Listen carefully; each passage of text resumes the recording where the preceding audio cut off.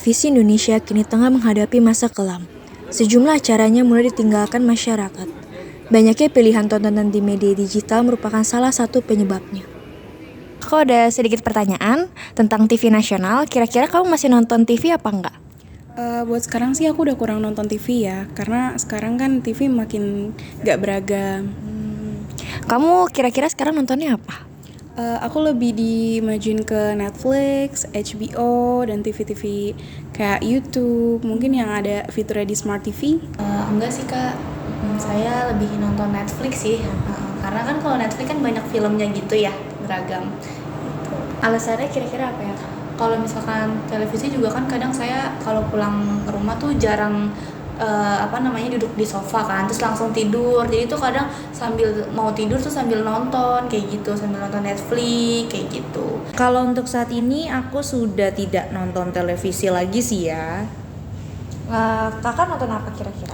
Kalau untuk saat ini aku nontonnya mungkin lebih ke arah kayak Netflix, Viu, seperti itu untuk nonton-nonton Korean drama atau Chinese drama gitu. Alasannya apa ya kak? Karena kalau televisi gak mudah kan untuk dibawa kemana-mana. Kalau sekarang kan kalau untuk nonton Netflix, Viu dan lain-lainnya itu kan lebih mudah, bisa lewat tablet atau pakai HP juga bisa, seperti itu. Pasang surut industri televisi juga berdampak kepada para pekerja televisi di Indonesia. Sejumlah pekerjanya mulai berpikir untuk meninggalkan stasiun televisi atau bahkan menghadapi pemutusan hubungan kerja. Sekarang saya berada di kawasan iNews Tower dan ingin mewawancarai salah satu pekerja televisi.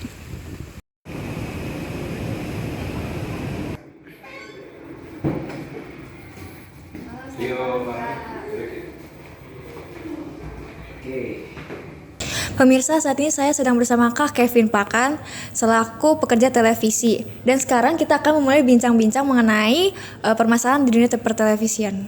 Halo Kak. Halo. Boleh sharing nggak ke kita nih pengalaman Kakak selama bekerja di dunia televisi? Oke, kalau sharing pasti kalau dalam waktu beberapa menit nggak cukup ya, karena begitu banyak pengalaman sebenarnya yang sudah aku lewatin. Cuman kalau secara singkatnya, aku paling nggak sudah sekitar jalan 6 tahun ya di dunia pertelevisian. Dimana pada saat awal masuk itu aku menjadi reporter dulu di lapangan. Kemudian 1,5 tahun aku dikasih kepercayaan untuk bisa menjadi news presenter sampai dengan saat ini. Kemudian kalau aku melihat sekarang adalah tantangannya besar ya di media ya. Mungkin nanti juga itu pertanyaan berikutnya akan nyambung juga. Tapi kalau aku pribadi adalah bagaimana caranya sebagai insan jurnalis kita menyebutnya untuk tetap bisa berinovasi supaya segala perkembangan yang terjadi pada saat ini yang semua didukung dengan teknologi, terutama dari artificial intelligence atau AI, itu bisa kita cover dengan baik.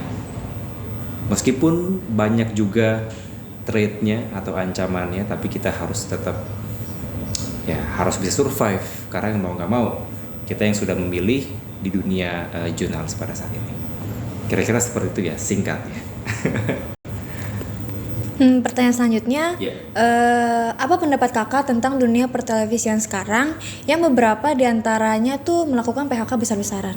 Oke, itu benar banget ya teman-teman semua, bahwa kita tidak bisa pungkiri bahwa badai PHK itu tengah berada di semua pihak, di semua bidang pekerjaan. Sebenarnya tidak hanya di media aja, tapi banyak bidang pekerjaan yang juga mengalami badai PHK. Tapi kalau secara concern kita melihat bahwa badai PHK itu di media itu benar banget. Mungkin juga sudah banyak di media sosial maupun media nasional yang menyampaikan data-data bahwa banyak pekerja media yang mungkin sudah puluhan tahun tapi kena badai PHK. Kita nggak bisa pungkiri dan kita tidak bisa mengelak akan hal itu, karena banyak faktor ya kalau kita melihat. Pertama, dari situasi ekonomi yang saat ini memang lagi sulit-sulitnya, kemudian kondisi geopolitik yang juga lagi naik turun, tarif resiprokal terhadap Indonesia dari Indonesia terhadap Amerika Serikat itu juga berpengaruh, dan banyak hal sebenarnya. Tapi yang aku lakukan adalah dari situasi yang ada, bagaimana kita sebagai media nasional atau televisi nasional itu harus bisa berinovasi. Karena sekarang tadi yang udah aku sampaikan, eranya teknologi yang semua bisa mengambil semua lini pekerjaan kita. Tidak hanya media, tapi pekerjaan lain bisa dilakukan dengan teknologi. Kalau dari kakak sendiri, ada Iya. nggak sih ketakutan akan hal tersebut? Pasti ya, kita nggak bisa pungkiri bahwa aku pribadi ya tentu ada rasa khawatir, ada rasa takut soal yang terjadi saat ini, terutama dari badai PHK di kalangan media TV nasional ya. Tapi balik lagi, seperti yang aku sampaikan tadi, kalau memang kita memiliki kapasitas, memiliki skill, kemampuan, yakin bahwa kita akan tetap digunakan. Dalam arti tetap kita bisa mengembangkan diri. Mungkin 5 atau 10 tahun lagi kita nggak tahu media seperti apa dengan segala dinamikanya.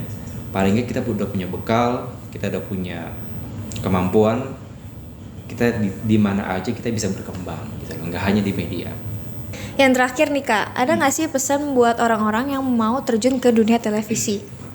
Oke, kalau menurutku adalah pesannya kita harus mengenali diri sendiri dulu ya.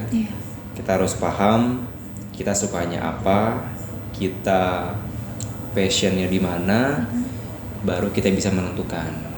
Jadi kalau masuk media itu nggak boleh dipaksa, atau mau hanya aku mau tampil di TV misalkan, itu bonusnya ya, sering tampil di TV misalkan.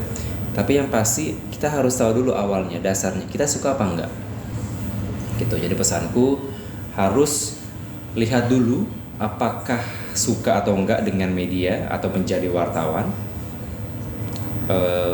Lihat dulu jeleknya, kalau jeleknya kamu kompromi bisa menerima, ya udah lanjut. Nah pemirsa, itulah pendapat dari Kevin Pakan selaku presenter televisi swasta mengenai permasalahan di televisi dan banyaknya pengurangan karyawan. Saya, Maria Jennifer dan tim liputan yang bertugas pamit undur diri, sampai jumpa.